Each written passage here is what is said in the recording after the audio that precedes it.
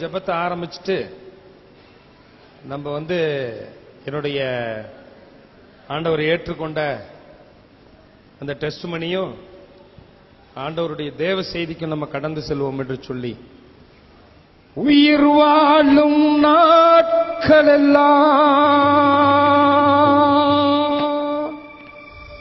ஓடி ஓடி உழைத்திடுவே ஐயா, உயிர் வாழும் நாட்களெல்லாம் ஓடி ஓடி உழைத்திடுவே, அழைத்தீரே உம் சேவைக்கு, என்னை அழைத்தீரே உம் சேவைக்கு, அதை நான் மறப்பேனோ, அதை நான் மறப்பேனோ. எஜமானனே எஜமானனே, என் இயேசு ராஜனே, உமக்காகத்தான் வாழ்கிறேன், உமைதான் நேசிக்கிறேன், உமக்காகத்தான் வாழ்கிறேன், உமைதான் நேசிக்கிறேன், அழைத்தீரே உம் சேவைக்கு, என்னை அழைத்தீரே உம் சேவைக்கு, அதை நான் மறப்பேனோ, அதை நான் மறப்பேனோ. எஜமானனே எஜமானனே, என் இயேசு ராஜனே, அப்பாவும் சந்நிதியில் அகமகிழ்ந்து களி கூறுவே, அப்பாவும் சந்நிதியில் நான் அகமகிழ்ந்து களி கூறுவே, எப்போது உம்மை காண்பே, நான் எப்போது உம்மை காண்பே, ஏங்குதையா என் இதயம், ஏங்குதையா என் இதயம். எஜமானனே எஜமானனே, என் இயேசு ராஜனே, என் தேச எல்லை எங்கும் அப்பா நீ ஆள வேண்டும், என் தேச எல்லை எங்கும் அப்பா நீ ஆள வேணும், வறுமை எல்லாம் மாறணும், தேசத்தில் வறுமை எல்லாம் மாறணும், வன்முறைகள்லாம் ஒழியணும், வன்முறை எல்லாம் ஒழியணும். எஜமானனே எஜமானனே, என் இயேசு ராஜனே.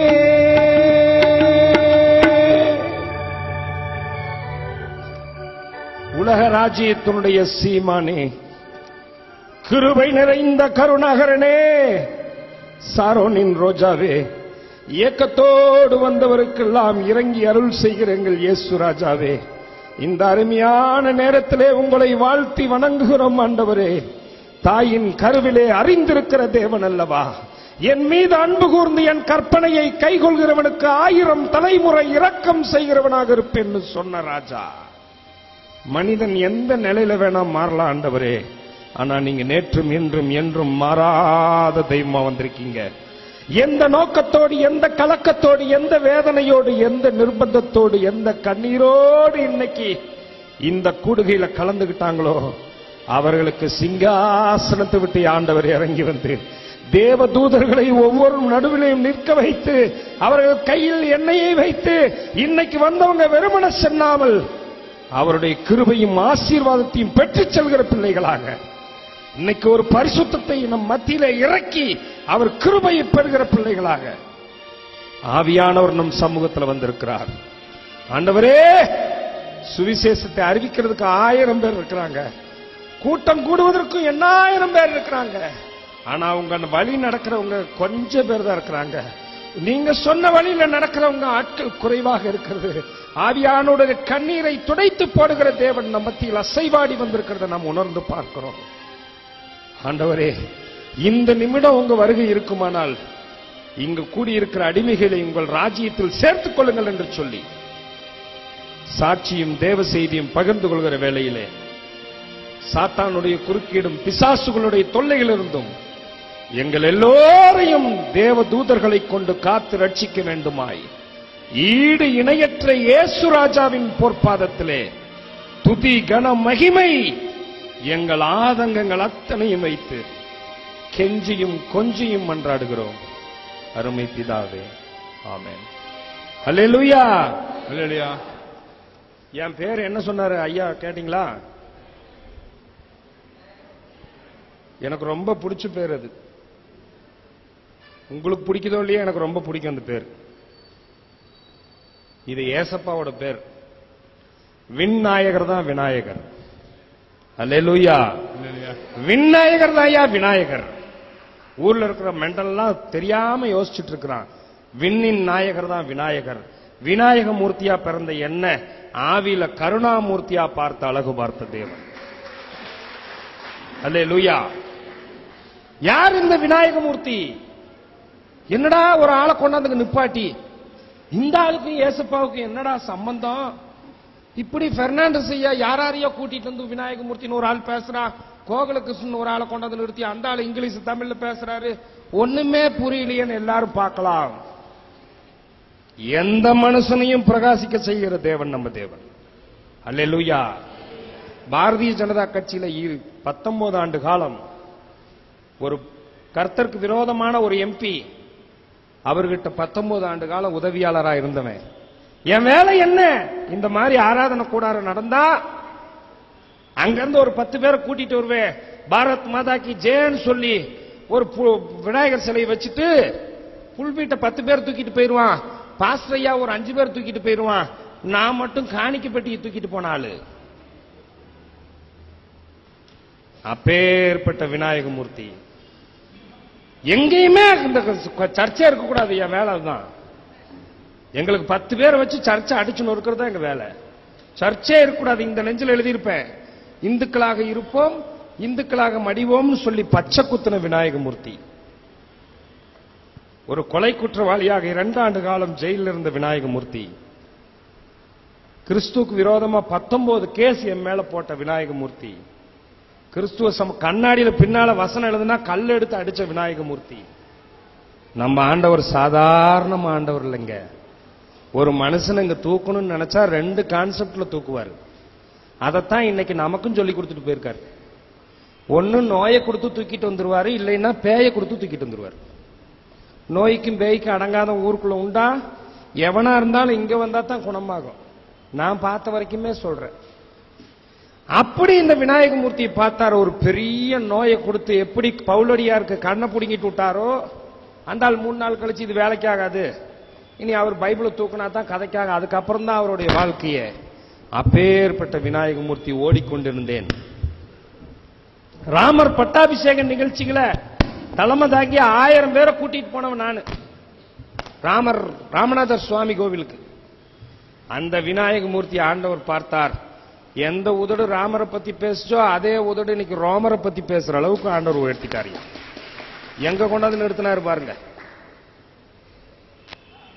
அதான் ஆண்டவர். எனக்கு ஒரு லாரி ஓடுது, அங்காளம்மன் ஓடின லாரி இன்னைக்கு ஆவியானவர்னு ஓடுது. அன்னைக்கு பார்த்தா அந்த லாரி சர்ச்சையா தான் போய் இடிச்சு தள்ளும். இன்னைக்கு ஆவிக்குரிய வாழ்க்கையில அது கூட அமைதியா ஓடுதுங்க. ஏதாவது ஸ்பீடு பிரேக்க பார்த்தா தான் அல்லேலுயான்னு சொல்லுதுண்ணா. எங்க டிரைவர் சொல்லுவார், டமால் நேர் இறங்கினா உன்ன மாதிரியே உன் லாரி அல்லேலுயாங்கிறீங்கன்னா. அல்லேலுயா. அப்படி ஒரு மனிதனை மாற்றக்கூடிய தெய்வம், அவனுடைய ஒழுக்கத்தை கிரயத்தையும் ஏறெடுத்து பார்க்கிற தெய்வம் நம்ம தெய்வம். இப்படி என் வாழ்க்கை போயிட்டு இருக்கும்போதுதான் இப்படியே போயிட்டு இருந்தது. 1 கோடி ரூபாய் ஒரு சொத்தை ஒருத்தரை ஏமாத்தினேன். சர்ச்சுக்கெல்லாம் அடிச்சு நொறுக்கினேன். அடிச்சு நொறுக்கிட்டு என்னை ஊரே தொலாவுறாங்க. எங்க தலைவர் எம்பி எல்லாம் தேடி என்னை அரெஸ்ட் பண்றதுக்கு வர்றாங்க. நான் பெயிலபிள் என்னை அரெஸ்ட் பண்ண பார்த்துட்டு ஐக்கிய தலைவர்கள் எல்லாம் ஒன்று சேர்ந்து கம்ப்ளைண்ட் பண்ணாங்க காமராஜர் டிஎஸ்பின்னு ஒருத்தர்கிட்ட. அப்ப என்னை அவனாசி பக்கத்துல ஆட்டையாம்பாளையம் ஒரு கரும்பு காட்டுக்குள்ள என்ன பிடிச்சிட்டாங்க. பிடிச்சு சட்டையை கழட்டி வாழமட்டையிலேயே அடிச்சு கூட்டிட்டு வந்தாங்க எங்க திருப்பூர் ரோட்ல. அப்ப கூட ஒவ்வொரு அடிக்கும் பாரத் மாதா கி ஜெயன்னு சொல்லிட்டு வந்தவன். எல்லா கூட்டமே கொடியை பிடிச்சிட்டு சொல்லிட்டு வந்த என்ன அப்ப கூட அவ்வளவு வெறித்தனமா இருந்தவன். இப்படியே வந்துட்டு இருக்கும்போது எங்க தலைவர் பெயில் ஆர்டர் வாங்கிட்டு வந்து கொடுத்தாரு. ஏய் விடியா ஆள அப்படின்னு சொல்லி என்னை மீட்டு எடுத்தார். எடுக்கும்போது சொன்ன, அண்ணா நீங்க எம்பியா இருக்கீங்கன்னா இந்த கோயம்புத்தூர்லயே எத்தனை சபை லிஸ்ட் எடுக்கிறேன்னா எதுவுமே இருக்கக்கூடாதுண்ணா. எல்லாத்திலையும் விநாயகர் சிலையை வச்சு கூனங்குடி ஆதீனத்தை கூட்டிட்டு வந்து நம்ம கும்பாபிஷேகம் பண்ணணும்னா நீ ஒன்னும் கவலைப்படாத நான் பாத்துக்கிறேன். என்னை பூஸ்ட் தான் பண்ணி விட்டாங்க. இப்படி எல்லாம் ஊக்குவிச்சு என்னை வளர்த்துனாங்க ஆர்எஸ்எஸ்ல. நாங்க ஒரு நாள் எல்லாரும் சேர்ந்து ஒரு 15 நண்பர்கள் சேர்ந்து கோயம்புத்தூருக்கு இருந்து சூலூர்ல இருந்து தொப்பம்பட்டி போற வழியில காமநாயக்கம்பாளையத்து கடையில் ஒரு டிஎல்சி சர்ச் இருக்கு. அங்க நிறைய கூட்டம் வரும்.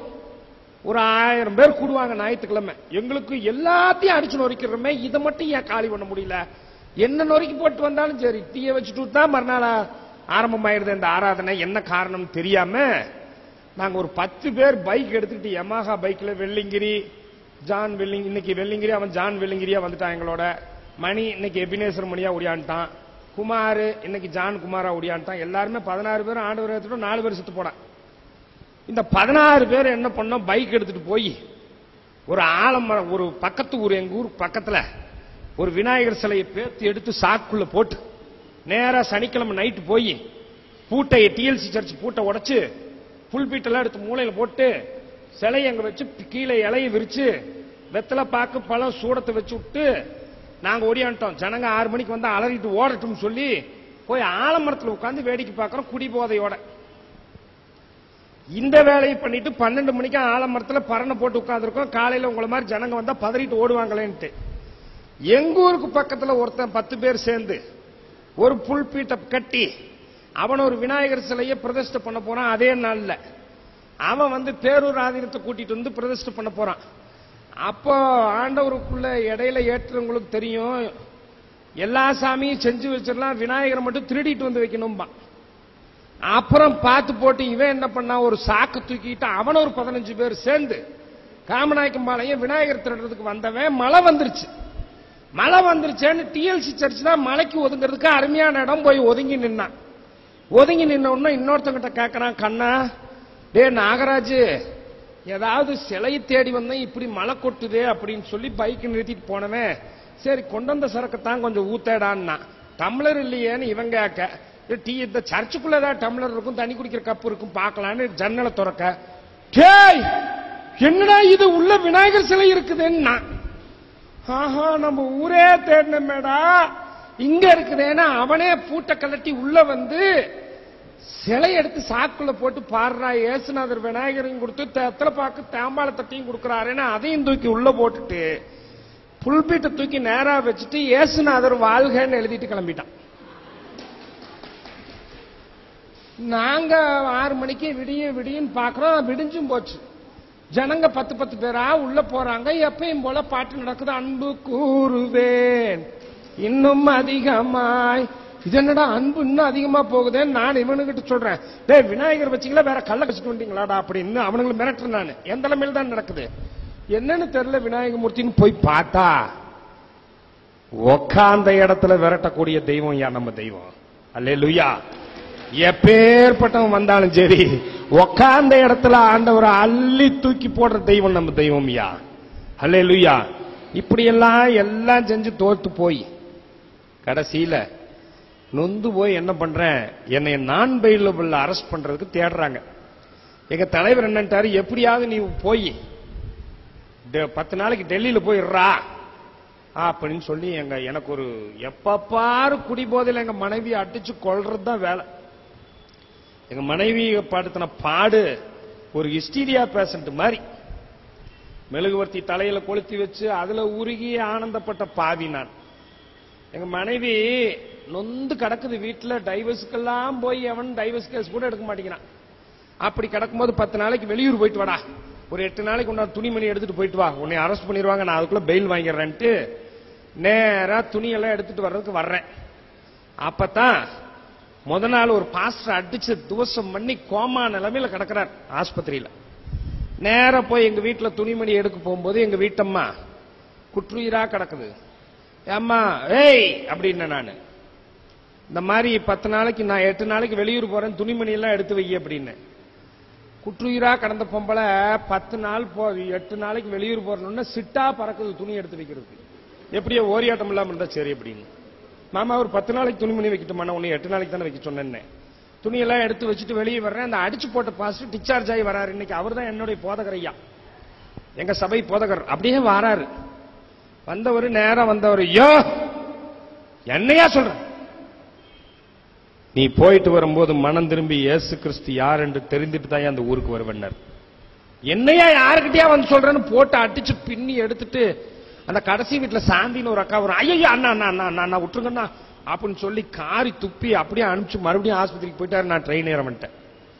இந்த ஆள் எப்படி என்னை நான் குடிக்க மாட்டேன்னு சொல்ல, நீ வாழ்க்கையில குடிக்கவே மாட்டையா, ஏசு யாருன்னு தெரிஞ்சுக்கிட்டு வருவியான்ட்டு இந்த பாட்டில் எடுத்து எந்நேரம் குடிச்சுக்கிட்டே இருப்பேன். 24 மணி நேரம் எடுத்து விட்டான் பாருங்க பாட்டில்ல.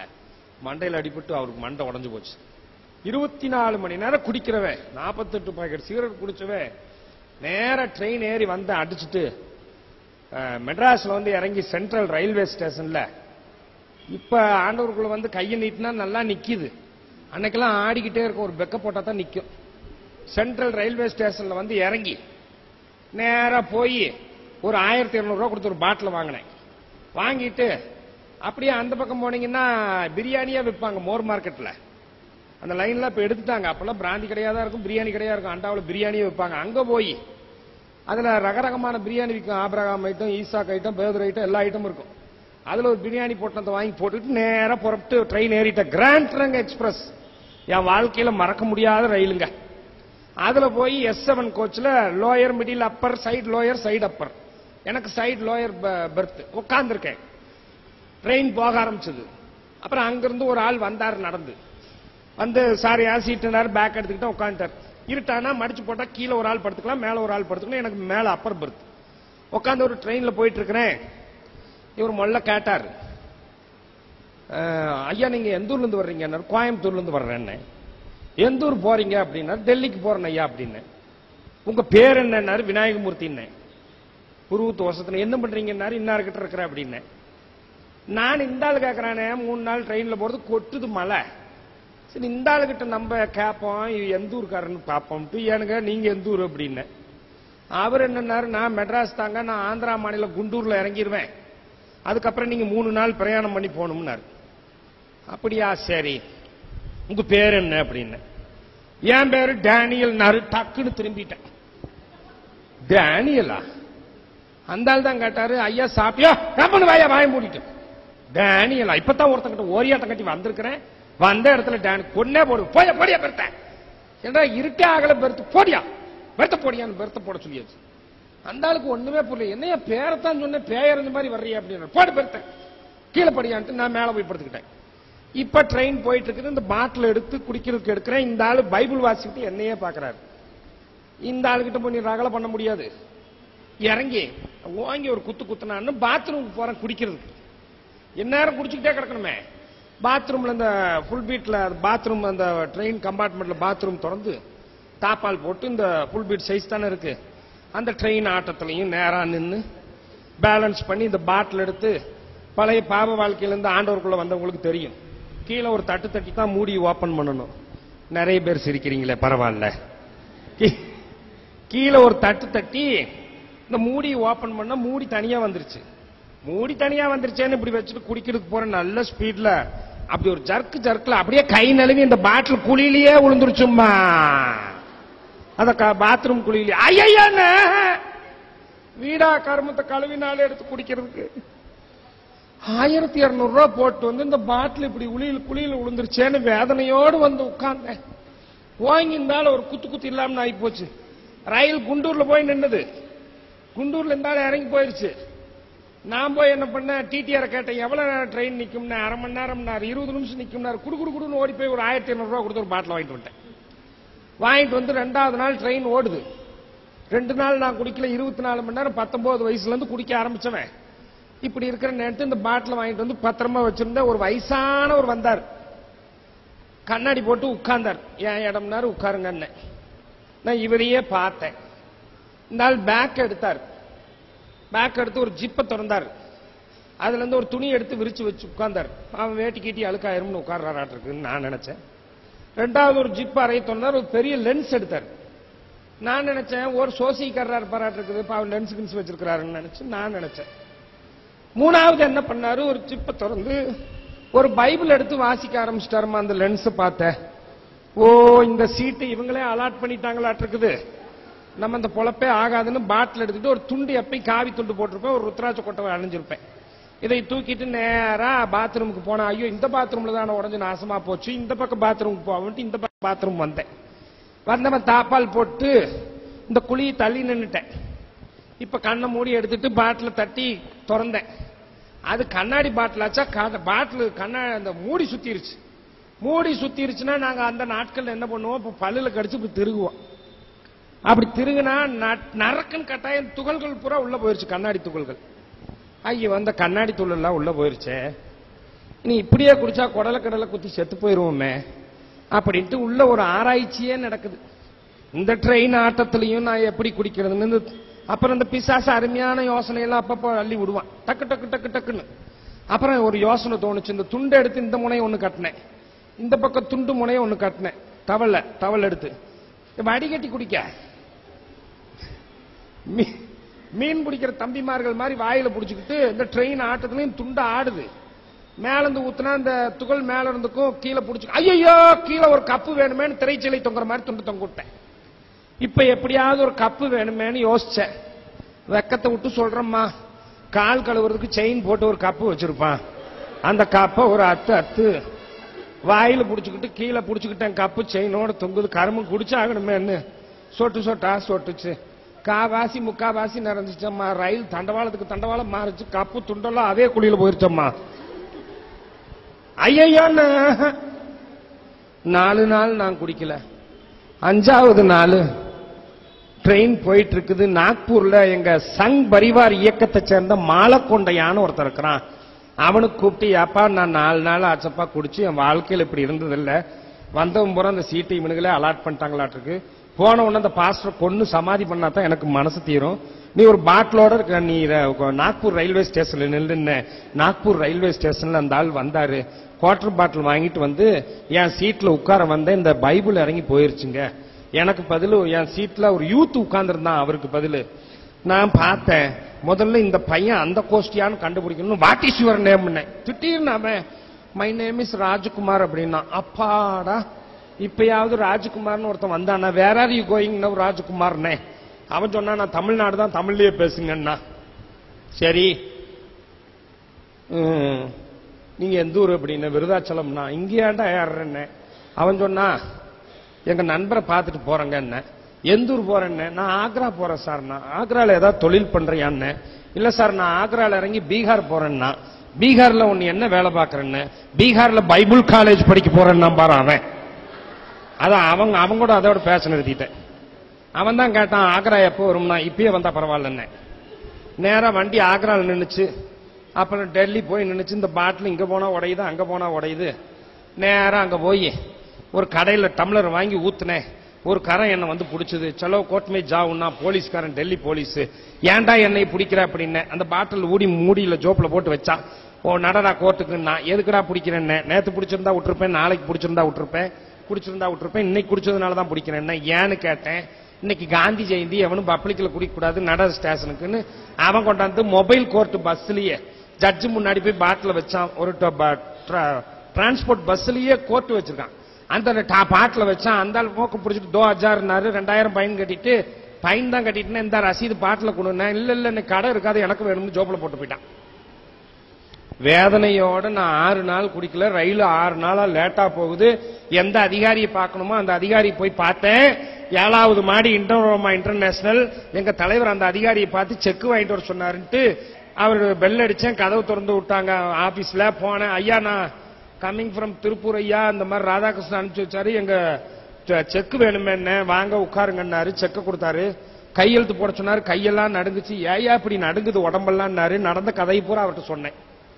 அவரும் ஆச்சரியமா கேட்டு, என்னையா வந்தவங்க பூரா இந்த கோஷ்டியாவா, இவங்களுக்கு வேலையே ஆயிட்டாயா, என்ன நடக்குதுன்னு பாப்பையா, இவங்க ஜெபம் பண்ணியே இப்படி பண்ணி போடுவாங்க. ஐயா வாயா, நான் கூட்டிட்டு போறேன், நான் தமிழ்நாடு தானே ஐயா, வாயா நான் உன்னை கூட்டிட்டு போய் பார்ல குடிக்க வைக்கிறேன்னு. வந்த இடத்துல நமக்கு அருமையான கம்பெனிக்கு ஒரு ஆள் கிடைச்சிருச்சு. அப்பா சாமி வாயா, நானே ஃபுல்லா செலவு பண்றேன்னு அந்த ஆளு கூப்பிட்டு பியூனு கிட்ட, மத்தியானத்துக்கு மேல நான் லீவு அப்படின்னு அந்த ஆள் எங்க கூட வந்தாரு. ஸ்கூட்டர் எடுத்தாரு. உட்காரியாரு. எங்கயா போறோம்னு பாருக்கான்னு கேட்டேன். இல்ல நம்ம வீட்டுக்கு போறோம்னாரு. நேரா வீட்டுக்கு போனாரு.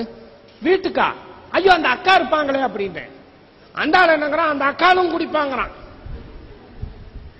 அந்த அக்காலும் குடிப்பாளா? இது என்னமோ டெல்லியில இது ஒரு கல்ச்சரா இருக்க மாட்டிருக்குது, புது கலாச்சாரமா இருக்கும். சரி விடுறான், அப்படியே பாரே வீட்டுக்குள்ள வச்சுப்பானாட்டுக்குன்னு வீட்டுக்கு போனா 8 மாடி நொய்டால 8வது மாடிக்கு ஏறினா பெல் அடிச்சாங்க. ஒரு அம்மா கதவு திறந்தது. சோபால உட்காரியாரு. நான் உட்காந்தேன். முகத்தை கழுவிட்டு வரேன்னு முகங்களை போயிட்டாரு. நான் முகத்தை காட்டின தொடச்சிட்டு இப்படி தலையை தூக்கி பாக்குறேன். அந்த ஆள் வீட்டுல சுத்தி வசன போடா மாட்டி வச்சிருக்கிறான். அம்மா ஐயான்னு அந்த ஆள் வந்தாரு. எந்திரியா மேல எந்திரிச்ச. யோ உன் கூட ஏசப்பா பிரயாணம் பண்ணி வந்திருக்காரியா? அல்லேலூயா. உன் கூட ஏசுராஜா பிரயாணம் பண்ணி வந்திருக்காருயா. அதான் ஐயா வந்ததுல இருந்து என்ன வரைக்கும் தேவ மனுஷனா பார்த்த. எந்திரியா மேல. எந்திரிச்சு நின்ன. ஏன் நம்மள மிரட்டுறான்ட்டு. எஸ்தர் தம்பிக்கு காப்பி கொடுங்கிறாரு அந்த ஒய்ஃப். முக்காடு போட்டு வந்து காப்பி எடுத்துக்கங்க பிரதங்குது. இந்த அம்மாவா குடிக்கிறம்மா? வேதனையோட காப்பி வேண்டாங்கன்னு கீழே வையான்னு கையை நீட்டுங்க, இவனுக்கு ஜபம் பண்ணுவோம் நீட்டினாங்க. நீங்க ஜபம் சொல்லுங்கோன்ட்டு கீழே இறங்கி ஓடியான்ட்டேன். ஒரு ஆட்டோவை பிடிச்சுன்னு தமிழ்நாடு ஹவுஸ்ல வந்து ரூம் போட்டேன் டெல்லிக்கு முன்னாடி. அங்க வந்து சொன்ன, தம்பி எனக்கு ஒரு ரூம் கொடுன்னு. 214. அங்க தமிழ்நாடு ஹவுஸ்ல ரூம் போட்டாதான் தமிழ்நாட்டு பசங்க இருப்பாங்க. 214. நான் குடிச்சு 8 நாள் ஆச்சப்பா. ஒரு குவார்டர் பாட்டில் அனுப்புறேன், நீங்க மேல போய் இன்டர்காம்ல கூப்பிடுங்கன்னா. மேல போனேன், இன்டர்காம்ல கூப்பிட்டேன், ஒரு பாட்டில் அனுப்புனேன்.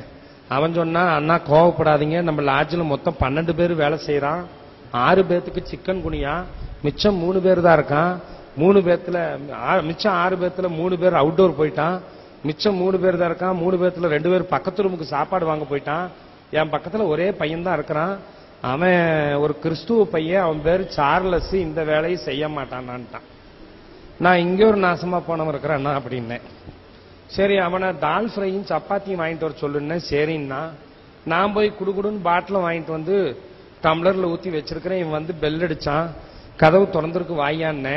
டம்ளர்ல ஊத்தி வச்சிருக்கேன். 9வது நாள் வந்து பார்த்தவன், ஐயா இது பாவ செயல்னா, நல்ல செயல், உன் கதையை பூரா சொல்லிட்டாங்க, மரியாதையா வெளியே போனேன். குடிக்கிறதுக்கு இந்த ட்ரிப் அவனும் சொல்லிட்டு போயிட்டான். 9வது நாள் சகோதர சகோதரிகளே, நானும் இன்னைக்கு விநாயகமூர்த்தியா தான் இருக்கிறேன். எனக்கும் எல்லா நற்பண்புகளும் ஆண்டவர் ஏற்றுக்கிட்டு நான் சொல்லிட்டு போறதுனால உங்க சொத்தை எழுதி கொடுக்க போறதில்லை. எனக்கு இந்த டம்ளர் எடுத்தேன், வாய் வரைக்கும் கொண்டு போயிட்டேன், கீழே வச்சுட்டேன். ஒரு பயம் இல்லை, ஒரு அச்சம். என்ன பண்ணேன்னா, இந்த போனவன் வந்துட போறானேன்னு வராண்டாவை எட்டி பார்த்தேன். ஏதாவது வந்து தட்டி கிட்டி விட்டான்னா, இது டூயினா உடஞ்சு போதே. அப்புறம் பார்த்தேன், டம்ளர் வாய் வரைக்கும் கொண்டு போயிட்டு கீழே வச்சுட்டேன். இந்த ஜன்னலை சாத்திட்டு வந்துட்டேன், அதுல இருந்து எவனா தாக்கிட்டான்னா 3வது வாய் வரைக்கும் கொண்டு போயிட்டு கீழே வச்சுட்டேன். இந்த டேபிள் தள்ளிட்டு வந்துட்டேன். மேல ஃபேன் ஓடுது, நட்டுக்கிட்டு கல்டு, அது கீழே விழுந்து இந்த பாட்டில் உடச்சு போடுச்சுன்னா வம்புன்னு தள்ளிட்டு வந்துட்டேன். கடைசி தருணம் அப்படியே டம்ளர் எடுத்தேன் பிரதர். வாய் வரைக்கும் கொண்டு போய் ஒரு டிராப் விழுந்தது. அந்த ஜன்னல் வழியா ஒரு கழுகு போன்ற உருவம் வந்து ஓங்கி அடிச்சு போய் விழுந்த பாருங்க. நானு ஐயோ ஐயோ யாருக்கு நீங்க என்ன, அந்த கழுகு அப்படியே அடிச்சுங்க, அப்படியே என்னை கீழே தள்ளி வாயெல்லாம் ரத்தம் டம்ளர்லாம் பறந்துருச்சுங்க. ஜாக்கிரதைன்னு அப்படியே கழுகு சிரித்து வெளியே போய் ஒரு சிலுவையை காட்டிட்டு போச்சு பிரதர். அல்லேலூயா. நான் என்ன சொல்றேன்னா, நான் வேண குலதெய்வத்தை காட்டியிருக்கலாம், ஒரு வேலை காட்டியிருக்கலாம், ஒரு மானை காட்டியிருக்கலாம், ஒரு மயிலை காட்டியிருக்கலாம். ஒரு ஜீசஸ் சிலுவையை நான் கண்ணால பார்த்துதான் மயங்கி விழுந்தேன். 40 நாள் மருத்துவமனையில் கடந்த இந்த சார்லஸ் தம்பி தான் தூக்கிட்டு போய் என்னை காப்பாத்தினா. 40 நாள் இருந்தேன். 40 நாள் இருந்து நான் கஷ்டப்பட்டு 40 நாள் அந்த ஆஸ்பத்திரியில இருந்து டிஸ்சார்ஜ் ஆகி வந்தேன். என்னை டாக்டர் தட்டினாரு. கண்ணை திறந்து பார்த்தேன். அப்பதான் அந்த சார்லஸ் தம்பி நிக்கிறான். டாக்டர் முன்னாடி உட்கார்ந்து இருக்காரு. மிஸ்டர் மூர்த்தி அப்படின்னாரு டாக்டர். கண்ணை திறந்தேன். Already correct, very good. கண்ணெல்லாம் நல்லா தெரியுதா? நல்லா தெரியுது. அப்பதான் முதல்ல பாக்குறேன், வார்த்தை கூட பேசல. பார்த்தா ஒரு பெரிய அதிசயம், டாக்டருக்கு முன்னாடி ஒரு போர்டு வச்சிருக்கு. டாக்டர் எபினேசர் MBBS போர்டு வச்சிருக்கு. தலையை தூக்கி பார்க்கிறேன், இங்கு வருபவர்களுக்கு இலவசமாக திருவிவிலியம் வழங்கப்படும் மேல ஒரு போர்டு. சார்லஸ பார்த்து டாக்டர் கேட்கிறாரு, ஏன்யா போன வாரம் கூடுகைக்கு வரலன்னு கேட்கிறாரு. என்னையா நடக்குதுங்கன்னு அப்பதான் முதல் வார்த்தை கேட்ட, தம்பி சரியான நேரத்தில் இங்க நீ உன்னை கொண்டு வந்து தம்பி சேர்த்தனா, நீ மனசு திடப்படுத்திக்கோ. உனக்கு கல்லீரல் இருந்து சிறுகுடலுக்கு போற 12 நரம்புல 3 நரம்பு கட்டாயி போச்சு. அந்த 3 நரம்பு கட்டானதுனால இனிமே அந்த சட்டையை தூக்கி பாரு. சட்டையை தூக்கி பார்த்தேன், ஒரு டியூப் தொங்குது, ஒரு பிளட் பாக்கெட் மாட்டிருக்காங்க, ஒரு ரப்பர் பேண்ட் போட்டிருக்காங்க. இனிமே 6 நாட்களுக்கு ஒருக்க இந்த பிளட் பாக்கெட்டை மாத்திரு, 24 நாட்களுக்கு ஒருக்க உன் உடம்புல பிளட்டை ஏத்தணும். நீ வாழ்க்கை 1 வருஷம் இல்லைன்னா 1.5 வருஷம் தான் உயிரோடு இருப்பேன்னாரு. 40,000 ரூபாய் உங்க பர்ஸ்ல இருந்து பணத்தை எடுத்தோம் தம்பி, அதுல 38,000 ரூபாய் செலவு பண்ணிட்டோம், 2,000 ரூபாய் இந்தாங்கன்னு சொல்லி இந்த தம்பி தான் கொண்டு வந்து சரியான நேரத்தில் காப்பாத்தி 2 டோனர் பிளட் கொடுத்தான். நாங்கெல்லாம் ஒரு பிரேயர் டீம் தம்பி. இவன் திருநெல்வேலி பட்டணத்தை சேர்ந்தவன். இவன் MBA ஸ்டூடெண்ட், வேலை வேண்டான்னு சொல்லிட்டு நொய்டா பகுதியில் குடிசை வாழ் மக்கள் மத்தியில் எய்ட்ஸ் வியாதியஸ்தருக்காக இந்த பையன் இயேசு கிறிஸ்துவ அன்பை சொல்லிட்டு பகுதி நேரம் ஹோட்டல் தொழில் செய்யறான்ப்பா. நான் மிலிட்டரியில் ரிட்டையர்ட் ஆன டாக்டர் எபினேசர், என் மனைவி கலா எபினேசர், நாங்க 2 பேரும் ரிட்டையர்ட் ஆன பணத்துல 1.5 கோடி ரூபாய் பணத்துல இந்த நொய்டா ஹாஸ்பிட்டலை உருவாக்கி குடிசை வாழ் மக்கள் மத்தியில் இலவசமாகவும் இந்த மாட மாளிகையில் இருக்கிற பணத்திற்காகவும் மருத்துவ ஊழியம் பண்றோம். போயிட்டு வாப்பா, யார் வந்தாலும் ஒரு பைபிள் கொடுக்கறது வழக்கம் சொல்லி அந்த இடத்துல தான் நான் 1.5 வருஷம் தான் உயிரோடு இருப்பேன்னு சொன்ன டாக்டர் ஒரு திருவிவிலியத்தை எடுத்து கையில கொடுத்தார். அந்த கரம் எத்தனை விக்கிரக வழிபாடுகளுக்கு ஓடின கரம், இந்த கரம் எத்தனை அக்கிரமம் செய்த கரம். அந்த இடத்துல இந்த பைபிளை வாங்கி என் நெஞ்சோடு அணைத்து கொண்டம்மா, உண்மையான தெய்வம் இயேசு கிறிஸ்து வாங்கிட்டு நேரம் என்னை ரயில் ஏற்றி விட வந்தான். ஏன்னா நம்ம செத்து போறோம். ரயில்ல உட்கார்ந்துருந்தேன். உட்காரும் போது அந்த தம்பி சொன்னா, பிரதர் ஏன் கலங்குறீங்க, நீங்க கோயம்புத்தூர்ல இருந்து வரும்போது கொடூர மனுஷனா வந்தீங்க, இன்னைக்கு ஏசப்பாவை கூட்டிட்டு போறீங்கன்னு சொன்னான். பிளாட்ஃபார்ம் முடிகிற வரைக்கும் டாட்டா சொன்னவன் ஒரு வார்த்தை கேட்டான், ஏன் மறுபடியும் அழுகுறீங்க, அவர் வியாதியில செத்து போயிருவாருன்னு 1.5 வருஷம் தான் உயிரோடு இருப்பாருன்னு சொன்னீன்னு பயப்படுறீங்களா? அவர் டாக்டர் மனுஷன், அப்படித்தான் சொல்லுவாரு. வியாதியில் சுகம் கொடுக்கிற தெய்வம் நம்ம தெய்வம்னார். அல்லேலூயா.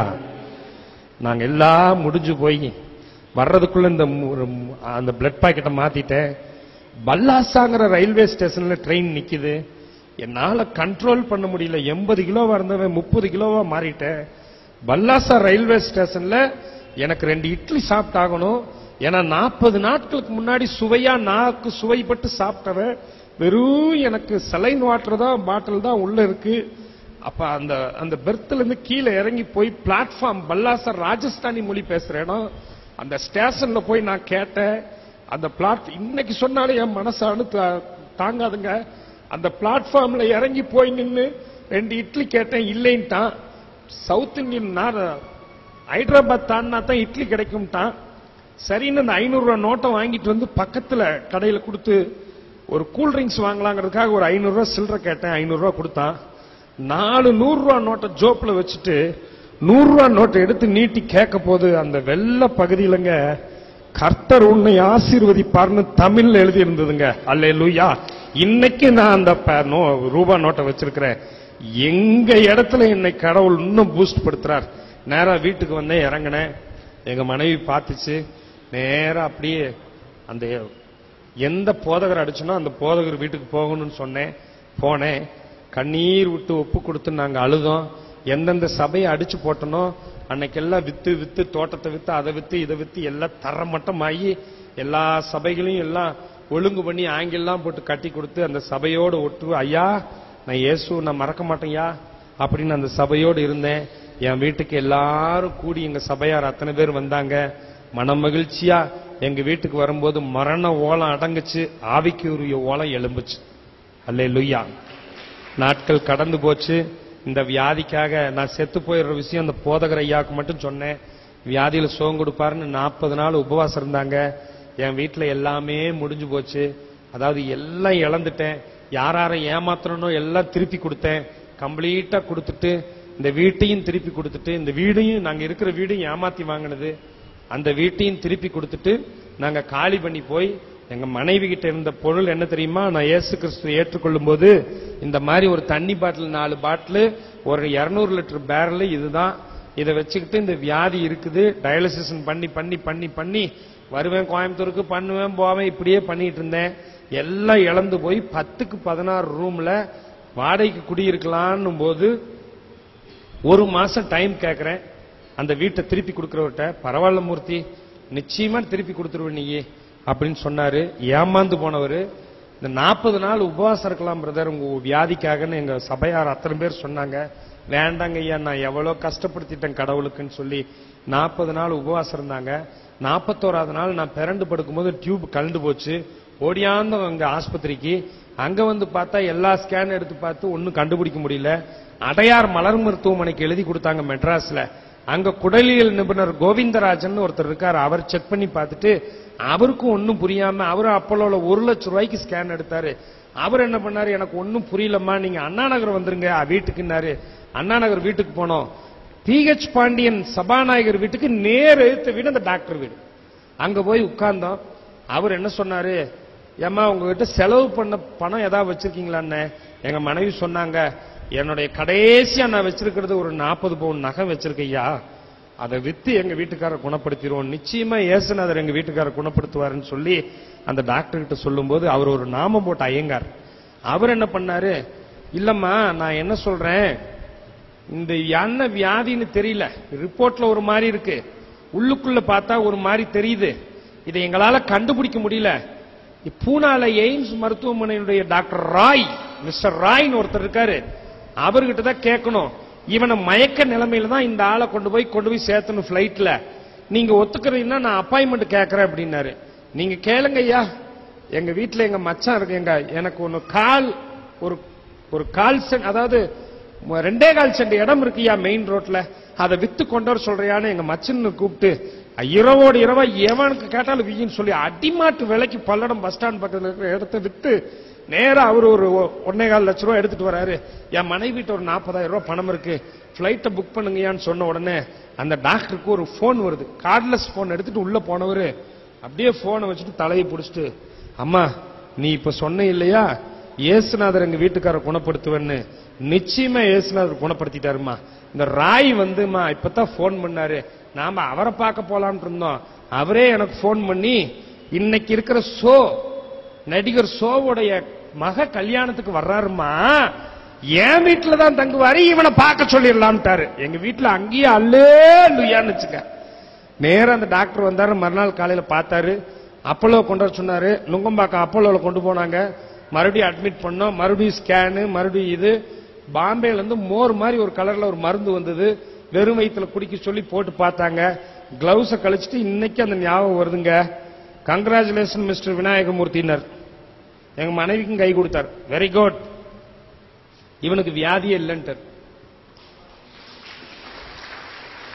என்னையா நடந்ததுன்னு எங்க வீட்டம்மா அழுகுது உருண்டு பிறண்டு. அப்பதான் சொன்னாரு, 1000ல் ஒருத்தனுக்கு இந்த அதிசயம் நடக்கையா.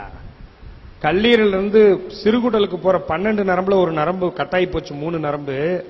அது வழியா பிளட் வெளியே லீக் ஆச்சுல்ல. இப்ப எப்படி அரெஸ்ட் ஆச்சுன்னா சராசரி மனுஷனுக்கு குடல் வால் உற்பத்தி ஆகும். ஆனா அவனுக்கு வலி தாங்க முடியாது, கட் பண்ணி எடுத்தா தான் வலி நிக்கும். இவனுக்கும் குடல் வால் உற்பத்தியாச்சு. இவனுக்கு வலி இல்லாதனால வளர ஆரம்பிச்சிருச்சு. வளர்ந்து வளர்ந்து வளர்ந்து வளர்ந்து போய் எந்த இடம் கட்டாச்சோ அந்த இடத்துல டச் ஆகி அதுல உற்பத்தியான நரம்பு மூலியமா பிளட் சர்க்குலேஷன் ஆகுதுயா அப்படின்னா ஒரு புது உறுப்பை கொடுத்து என்னை உயர்த்திய தேவன் யா நம்ம தேவன். என் வயிறு அப்படியே இன்னைக்கு 4 வருஷமா ஜம்முன்னு இருக்கிற, கள்ளத்தினாலும் ஓடுறேன், ஒடியாடுறேன், எல்லாம் சந்தோஷமா இருக்கிறேன். வியாதியில சுகம் கொடுத்தார், மன மகிழ்ச்சியா இருந்தது. எல்லாத்தையும் இழந்து நாங்க சந்தோஷமா ஒரு 15,000 ரூபாய் வாடகைக்கு அட்வான்ஸ் கொடுத்து ஒரு 3,000 ரூபாய் வாடகைக்கு வீட்டுக்கு வந்து குடியிருந்துட்டு ஏடிஎம்ல வாட்ச்மேன் வேலைக்கு போறதுக்கு என் மனைவி சொன்னா, சந்தோஷமா 3,000 ரூபாய் சம்பளத்துக்கு போய்யா, போயிட்டு வந்து அதை வச்சு கஞ்சி குடித்து இந்த கடவுளுடைய நாமத்தை உயர்த்துவையா. எவன் காரி துப்புனா என்னையா, நம்ம ஜாதியே நம்மள விலைக்கு போட்டாலும் இந்த சாமிதாயா உன்னைய மனுஷனாக்குச்சு அப்படின்னு எங்க மனைவி சொன்னா, நான் ஏடிஎம் வேலைக்கு போறதுக்காக உக்கணம் பழைய காந்தி மார்க்கெட் முன்னாடி பழைய துணி விற்பாங்க பாத்தீங்களா, அங்க வந்து நான் 350 ரூபாய்க்கு யூனிஃபார்ம் வாங்கிட்டு போனோம் ஐயா. ஒப்பனக்காரர் வீதியில அந்த போலீஸுக்கு பட்டன் விற்கிற கடை இன்னைக்கு இருக்குங்க, அந்த கடையில போய் பட்டன் வாங்கிட்டு வீட்டுக்கு போனேன். என் நிலைமையை பார்த்தேன், எப்படி வாழ்ந்தோம் இருந்தாலும் பரவாயில்ல, எல்லாம் தொலைஞ்சு போனாலும் இயேசு நமக்குள்ள இருக்காருயா, அவர் என்னுள்ள இருக்கிறவர் பெரியவரையான்னு சொல்லி என் மனைவி கிட்ட சொல்லி வீட்டுக்கு போறோம்.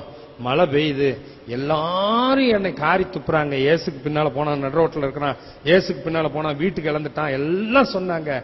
நான் போய் சந்தோஷமா அந்த வீட்டுக்கு போனேன். வீட்டு ஓனர் வீடு இல்லைன்ட்டான், வீடு உனக்கு கிடையாது அப்படின்ட்டான். எங்க வீட்டம்மா உனக்கு வீடு கொடுத்தா டைவர்ஸ் வாங்கிட்டு போயிருவாங்குதுன்னு.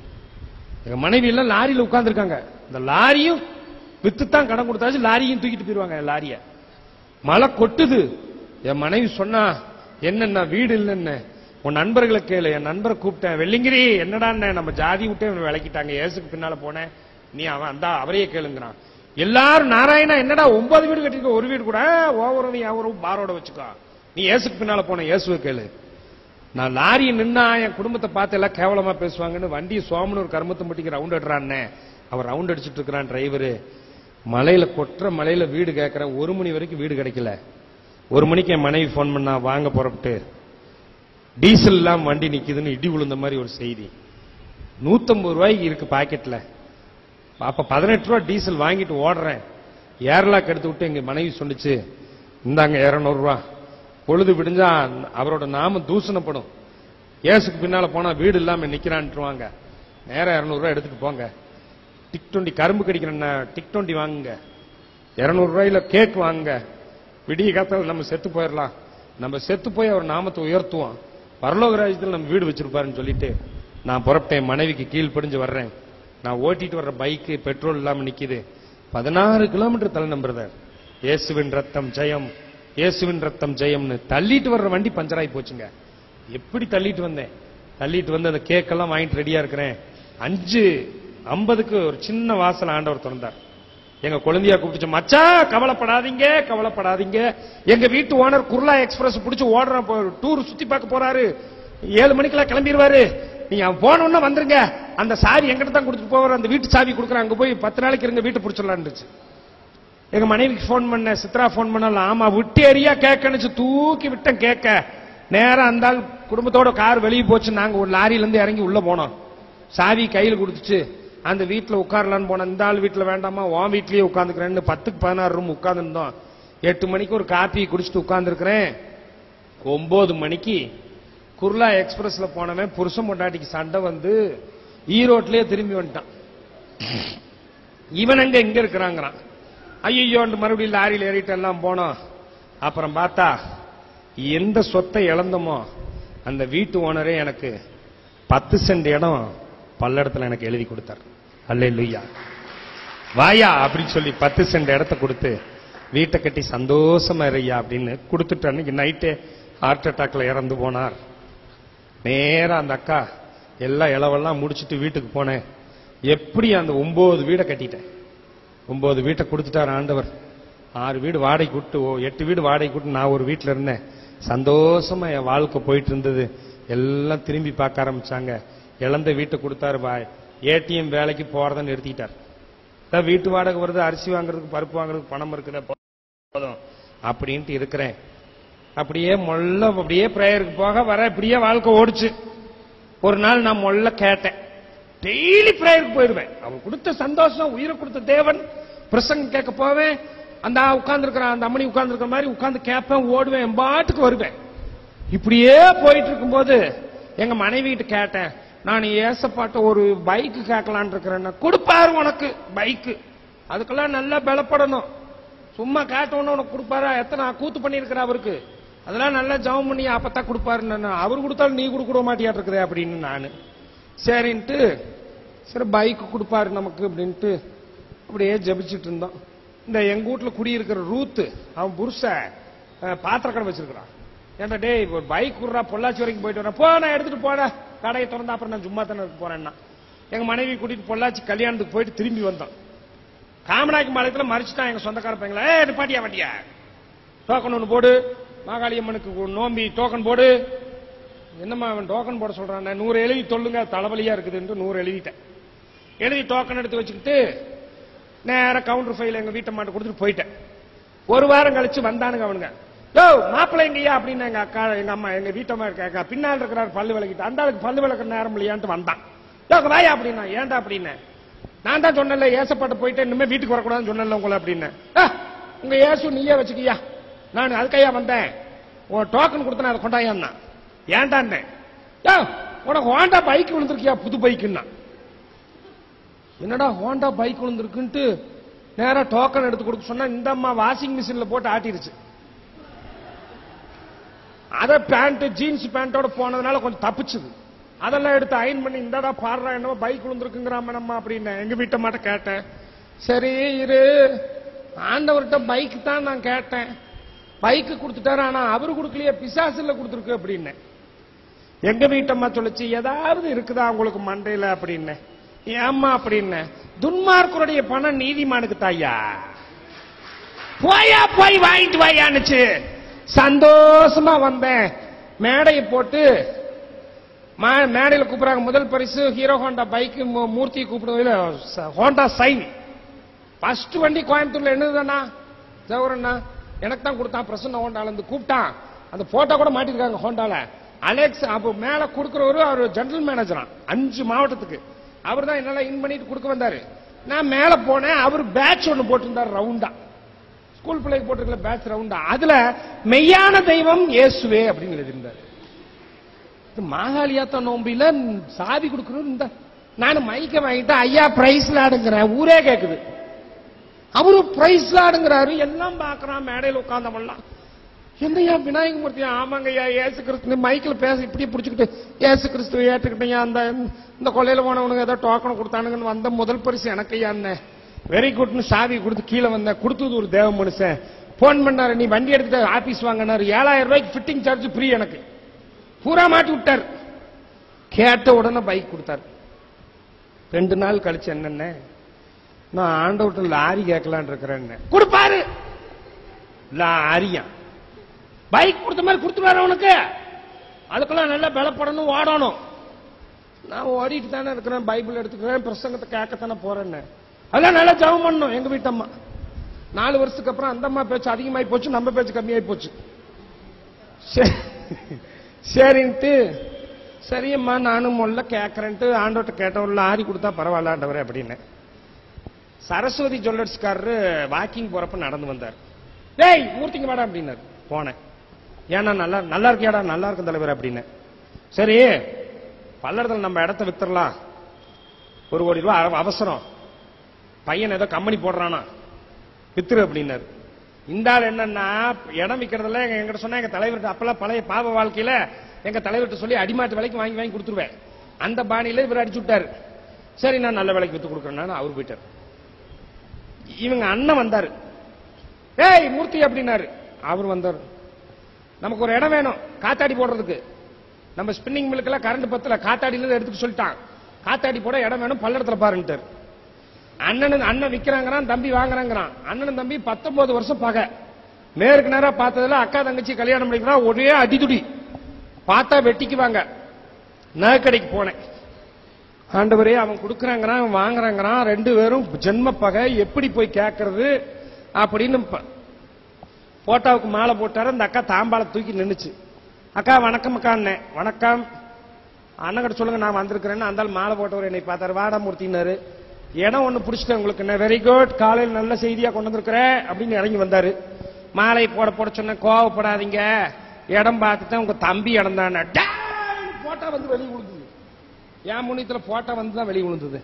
யாரை பார்த்து அவன் இடத்துனா 19 வருஷமா பகையா இருக்கிறோம், அவன் இடத்தணும். நான் அந்த அக்கா சொன்ன, அக்கா வேற யாருக்கா நம்ம அந்த ஆளுட்டு உறவா வச்சுக்க போறோம், நம்ம இடம் தானே வாங்க போறோம், நீங்க சொல்லுங்கன்னா சமாதானப்படுத்தியாச்சு. சரி நான் கையெழுத்து போடதான் வருவேன், பணத்தை கொண்டு வந்து கொடுத்துரு அப்படின்ட்டார். பணத்தை கொண்டு போய் அவன்கிட்ட கொடுத்துரு, கையெழுத்து போட மட்டும் வருவேன். சரி 11 மணிக்கு வந்துருங்க தாலுகா ஆபீஸ்க்கு அப்படின்ட்டு. இந்த ஆளுகிட்ட போன இதே மாதிரி ரகலை, சமாதானப்படுத்தி அந்த ஆள் சொன்னேன், பணம் கொண்டு சேர்த்திரு, கையெழுத்து போட மட்டும் வரேன். இந்த ஆள்கிட்டையும் 11 மணிக்குன்ட்டேன். நான் இவன் 2 பேருக்கு 1 மணி நேரம் கேப் போடக்கூடாது. 2 பேரும் கார்ல வந்து இறங்குறான்.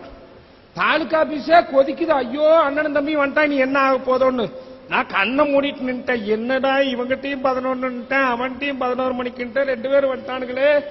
பார்த்தா 10 நிமிஷத்துல 2 பேரும் கட்டி பிடிச்சிட்டு அழுகுறானுங்க. ஐயோ அண்ணாங்கிறான், இவன் தம்பிங்கிறான். 2 பேரும் அழுகுதுங்க. அந்த அக்காவும் தங்கச்சி கட்டி பிடிச்சிட்டு அழுகுறாங்க. 2 பேரும் அந்த கார்லயே திரும்பி போயிட்டான். இங்க பத்திரம் பூரா அடிச்சு கிடக்குது. நேரா வீட்டுக்கு போனேன். ஐயோ ஊரே ஒண்ணு சேர்த்து இன்னைக்கு இருக்கிற இந்து சமய நலத்துறை அமைச்சர் ஆனந்தம் பேசி கூட நடக்கலையே, நீ எங்க இருந்தோ வந்து பேசி சமாதானம் பண்ணி விட்டேன்னு ஆத்தா கொஞ்சது. அவங்க சமாதானம் ஆயிட்டாங்க. இங்க பத்தனம் இல்லாம போச்சேன்னு நானும் வேகமா போனேன். சரின்ட்டு பத்தனம் பண்ணலையே அப்படின்ட்டு டைனிங் டேபிள்ல இவன் லட்டு விட்டுறான், அவன் அல்வா ஊட்டிட்டு இருக்கிறான் 2 பேத்துக்கும். சரின்ட்டு போனேன். என்னையான்னு, என் நம்பிக்கை நான் சும்மா இடம் கொடுக்க போறேங்கிறான் இவன். நீ கொடுப்ப அப்படின்ட்டு வேதனையோட வெளியே வந்தேன். ஆத்தா அண்ணன் கூப்பிடுறாருன்னு போனேன். மூர்த்தி ஏண்டா கோபமா போற, எத்தனை 19 வருஷம் நாங்க ஒண்ணு சேர்ந்திருக்கிறோம், அந்த சந்தோஷத்தை நீயும் கொண்டாட வேண்டாமா, கொண்டாடுறதுக்கு அல்வாவை கொடுத்து சாப்பிட்டு கொண்டாடுறதாயா அப்போயா அப்படின்ட்டு வேதனையில் இருந்த உள்ள போனா 5 லட்சம் ரூபாய் கொண்டு வந்து கொடுத்தான். அல்லேலூயா. அழகா டிவிஎஸ்ல போய் ஒரு பழைய லாரி வாங்கி ஆவியானவர்னு போட்டு விட்டேன். லாரியும் கொடுத்தார். ஒரு நாள் ஆண்டவர் வந்தார். ஏண்டா கண்ணுன்னாரு. ஏனுங்க ஆண்டவர், என்ன வியாதியில சுகம் கொடுத்தேன். ஆமாங்க ஆண்டவரே. பைக் கேட்டேன் கொடுத்தேன், வீடு கேட்டேன் கொடுத்தேன், தொழிலுக்கு ஒரு லாரி கேட்ட கொடுத்தேன். ஆமாங்க ஆண்டவரே. உன் வேலையை நான் பாக்குறேன்னு என் வேலையை நீ பார்க்க கூடாதான்னார். வாங்க ஆண்டவரே, எனக்கு என்ன பேச தெரியுமா ஒன்னா அப்படின்னு. மோசே கூட இருந்தது போட உங்க கூட இருப்பா, போய் பேசுறா அப்படின்னாரு. அப்படின்னா சரி ஆண்டவரே, ஒரு கண்டிஷன் என்ன. என்னடா கண்ணு கண்டிஷன்? நான் பேசினா யாரும் எந்திரிச்சு வெளியே போக கூடாது.